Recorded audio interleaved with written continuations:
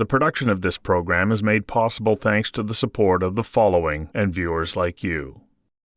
Development permits in Metro Vancouver have dropped nearly 12% compared to the first half of the year as developers face an unaffordability crisis, says Anne McMullin, the president and CEO of the Urban Development Institute. It's a startling fact in light of the housing crunch the region is experiencing. McMullin goes on to say, the housing crisis cannot be solved unless building costs come down.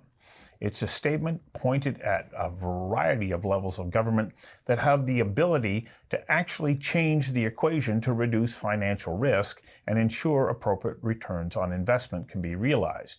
Because without those changes, homes won't be built, adds McMullin.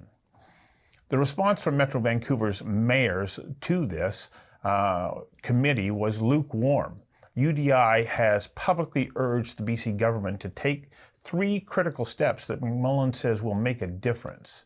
Implement grandfather provisions on development charges, defer development charges and payments until occupancy, and adopt a municipal services corporation model, which is an important point. I've invited Anne McMullin, of the president and CEO of the Urban Development Institute, to join me for a conversation that matters about how to encourage builders to build. Hi, Anne. Hello, Stu. You know, you look around the city and there's cranes everywhere. There's lots of development going on.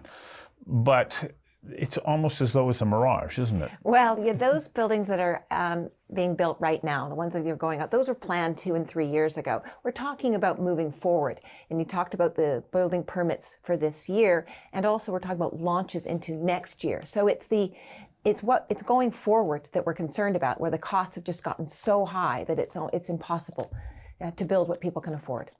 Well, I know that we're talking about going forward, but I can't help but also take a look at a number of lots that I've seen that clearly have been permitted.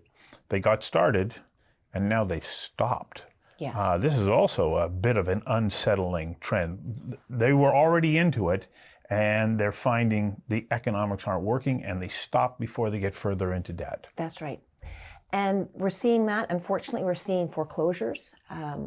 We're seeing projects that are sitting on the sidelines that never even get to that point. Literally thousands of units in Surrey, Vancouver, that are sitting on the sidelines and can't move forward because of the high costs. So you talk about going to the Mayor's Council and getting a lukewarm response. Right. Is that being polite? Well, you know, to be fair to the mayors, they have 2 tools that to raise money to pay for infrastructure. It's raising property taxes or raising development cost charges. And politicians are often loath to raise property taxes, so they put it on the cost of new homes, onto the cost for the new home buyer. And it's just gotten to the point that costs are just so high from so many different levels, and there's such a cumulative impact that this extra charge is reached a breaking point. And so their response is, well, we don't have any other tools in the toolbox to use to raise money to pay for infrastructure. So, well, yes, lukewarm, but they don't really have any other option.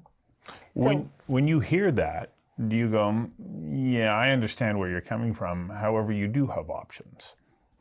Yes, and that's what we have said. And you outlined some of our recommendations. Let's put in what we call in-stream protection or grandfathering. So if you've put your application in, then you don't have to pay that DCC. You're going on the previous development cost charges, the previous fees. So just for clarification, so you put your permit request in, and then are you saying at that point, then that is the level Correct. That this property will then be frozen in at? Like it's Correct. not, you're going to be seeing escalating costs as you're going through the approval process. Right, because if you put even an application in now, and then the fees come in January, and then there's another fee increase the following year, and then the following year. And so and you still haven't... Exactly, and it can take 3 or 4 years before you get to the point where you're ready to get a building permit. So we're saying either at occupancy or at building permit, then you can pay your fees. But also, if you've put the application in, then that's what the fees should be. They shouldn't be escalating over time. Now, lots of costs go up over time, interest rates, costs of construction. It's very difficult as an industry or for any of us to control the costs of construction, the costs of materials, or of course interest rates. But we can control fees, charges, and government taxes. And right now, fees, charges, and taxes account for 30% of a new home. 30%? And that's on top of other impacts, such as, there's new green building policies. There's what we call inclusionary zoning. So a new rental building will have to also pay for, say, 20% of it being below market. So the new home buyer, the new renter, is having to pay for all these things, these whether it's the fees, charges, taxes, and all this cumulative impact. So yes, so just in fees and charges, it's 30%. And the government actually does have the ability to do something about this. Yet, at the moment, there doesn't seem to be a move towards embracing this as a concept. Well, no, and we have been working very closely with the mayors and the mayor's council and with the provincial government before the election. So I do believe that there is an appetite to look at this and to examine where there can be changes, and we have had those conversations with the City of Vancouver. We have had it with the Metro Vancouver mayors, with Metro Vancouver, and also with the provincial government. And now that the government is back in place, we now have a cabinet minister. We have our Ravi Kahlon, who was the housing minister before. So we're hoping that, that now there's an understanding, because Burnaby is seeing their building permits are down 60 or 70%. Surrey's way down. So the houses aren't going to get built. We're not having these launches. We talk about when you launch a project and then it goes out for pre-sales. We usually have a good number would be, say, 20,000 homes a year. We're at about 7,000 so far. So, and these are homes that are then going to be built in a year or 2 years from now. So we're already into a shortage, and we're going into even I don't know if you can say a further shortage. So a bigger shortage. A bigger shortage, yeah. Almost sounds like an oxymoron, doesn't it? But yeah. So it's, and you say it's an affordability crisis. Is we're actually at that affordability crisis in that more. About 80% of homes that are sold sell for under $850,000, because that's what people can afford. Anything below $850,000 is the vast majority of what people can afford. But we now can't even build for $850,000. It's costing more to build those units than what people can afford. So they won't get built. I mean, there will be homes in certain areas where maybe the land had been owned for a long time, or it's farther out. But we're not going to be building the volume that's needed. We're going to be building, a certain number that people can afford. Maybe it's over 850,000, but that's the crisis that we're in right now. And the government recognizes that. The provincial government and municipal governments are starting to recognize that. I don't think so at the federal level. They're starting to even, we heard that, in the budget they talked about wanting to bring in another vacant land tax. I mean, you can't tax your way to affordability. You can't tax your way to growing the economy. You can't tax your way to make things cheaper. It just doesn't work. The production of this program is made possible thanks to the support of the following and viewers like you. So on Carol Taylor's journal, she tackled this issue as well. Went to the team at Rennie & Co. and said, how many announcements over the last year to 18 months have there been about housing initiatives that are going to make housing more affordable? They came back and said more than 60. More than 60 announcements. And yet we're still talking about the fact that the costs are going in the other direction. We're really good at making an announcement about this, but we're not so good at doing anything about it. How frustrating is that for the development sector? Well, it's very frustrating, because really it's frustrating for the home buyer. There's always announcements and taxes and charges always on the developer. It needs to be focused on how do we make it so that homes are more affordable, and what is causing homes to cost too much. And then you can start to peel back the layers. If you put the home buyer first and say, how do we make things work? How do we make it so that people can afford? How do we make it so that people can afford things given the salaries that they're earning in this country or in this province? And that's what we have to look at, rather than saying, well, we need, there's so many things that we're doing. We've got a new building code. We're looking at bringing in 100% adaptability, new seismic, all these things. Great, they're good. They might be, but it's adding costs. It's making units bigger, which means they cost more money. So we've got to put housing first. We've got to put people first and stop worrying about, well, we need to tax that and that person's making too much money, so we should tax that. And we should put a tax on this land. We should put a tax here and increase this and, freeze that and, cap this. It doesn't work. You need to come up with solutions that actually free up the opportunity to build rather than making it more and more difficult. So one of the things that strikes me, and in my introduction I had quoted you talking about reducing the risk. I think that the average person who wants to be a home buyer, or they are trying to live the best possible life they can here, goes, what are you talking about, risk? Aren't all those developers just exceedingly rich?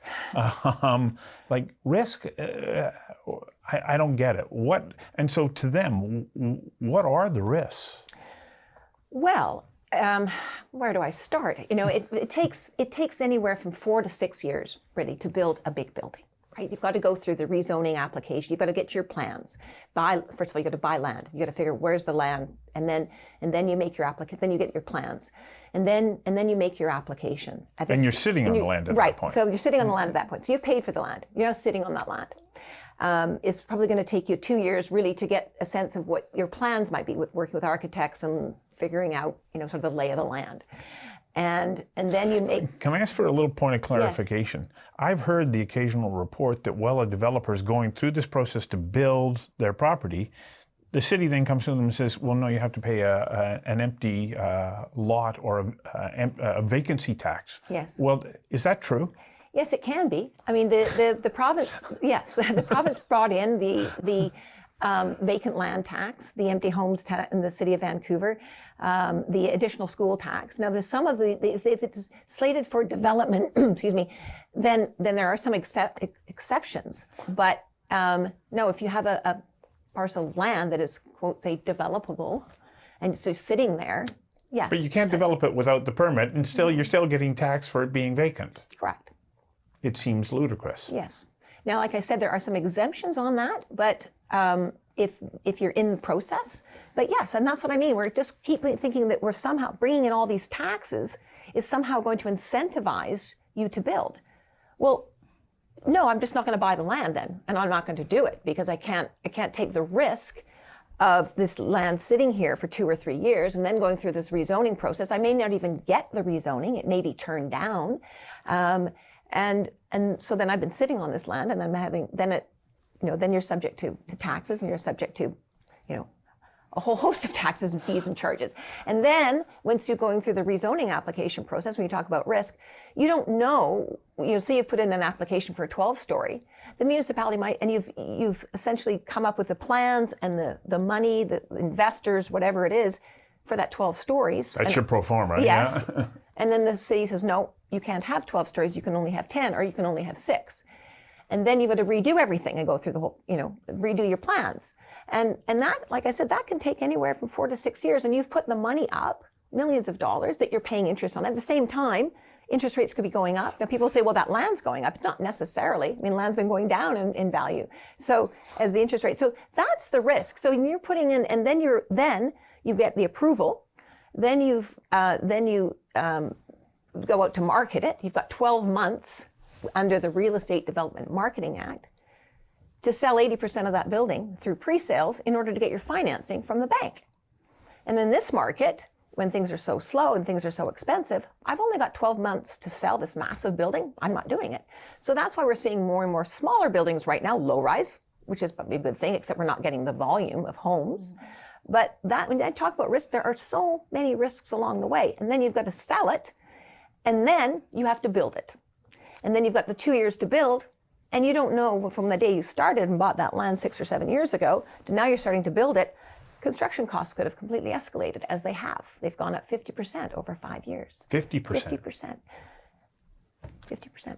So when you talk about, those are risks, and these are not $5, $5 million, these are hundreds of millions of dollars that you're putting at risk. And I don't know how they do it, frankly.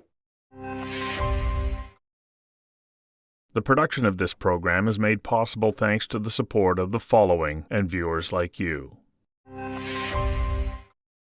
in all that time when you're going, okay, I'm going to purchase that land, here's my plan, here are the things that I want to do, is it going to be 2, 4, 6 years before I get approval? Construction costs are going up. But until I know for sure when I've got an actual date, I can't even begin the process of starting to contract with the builders. Right. And the suppliers, because I need rebar, I need concrete, and I need engineering, and all of those things. How do I know when to start? At what point do I have to make contributions or put down deposits so that I can secure that I can get the service, hopefully within an envelope of when I get permission to build? That's exactly right, Stu. Yes. I can see probably why you're not doing it either. Well, I'm a small business person, and I understand all these risks. And somebody throws a wrench in the works, you go, no, I don't think I'm going to do that. And yet, the political climate is such that we turn around and say to the very people who take these enormous risks, you're greedy. Yeah. We can't allow this money to be going into the hands of greedy developers. Well, what does that then do to the climate to make people go, okay, I think I'm going to step up to the plate and meet the housing challenge that we face? And I ask that because I hear more and more about some of the the best and most significant developers in Canada are saying, oh, well, then I'll just develop something in the United States. And they do. They do. Well, we had a call from the Federal Ministry of Finance a number of months ago wanting a meeting with people, leaders of the Urban Development Institute, to ask why there was more money being invested in the U.S., British Columbia money being invested in the U.S. in housing than there was in British Columbia. And I thought, well, where would you like me to start? And so it was staggering, really, that question was even asked.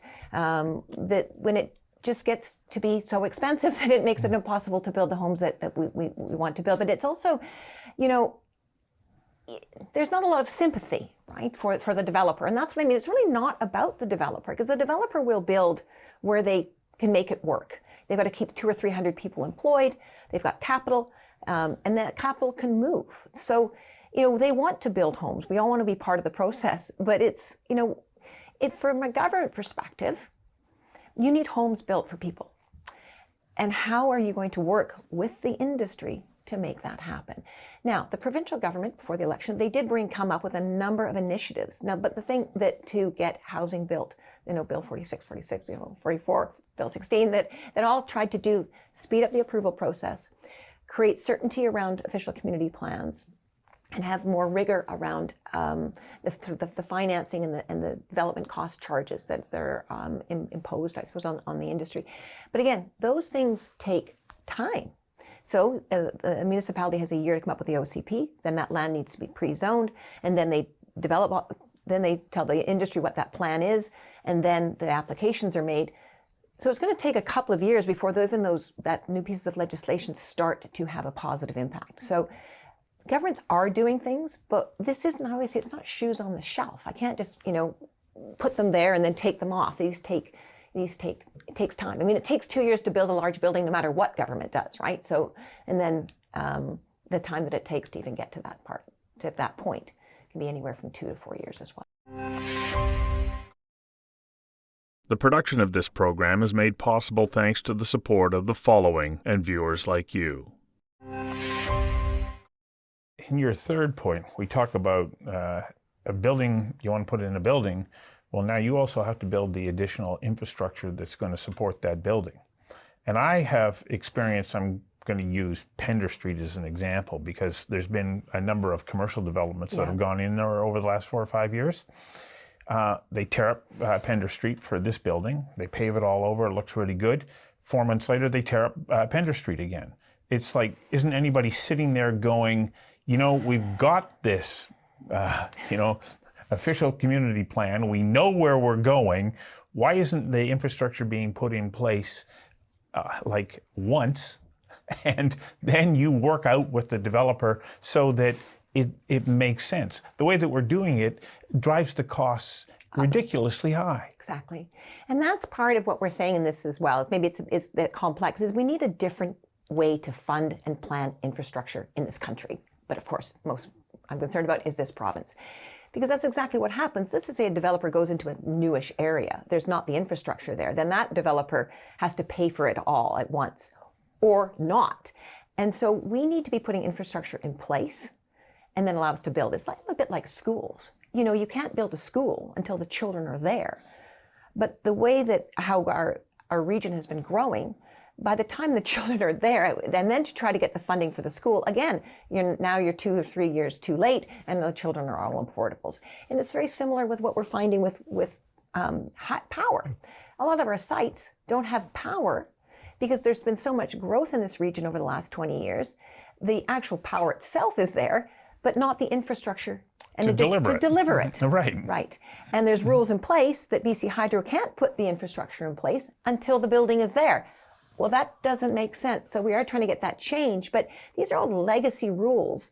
So that, we need to take that step back and say, okay, again, how do we get homes built or offices or retail or whatever? How do we get it built? What is the infrastructure? What is the power needs? Schools, hospitals, healthcare, and that's part of the plan. Whereas we don't. We do these things more in silos, and we don't look at an overall community plan as well, how many people, now they're trying to move in that direction, how many people are moving to this area, and what are the needs, and how do we build for it?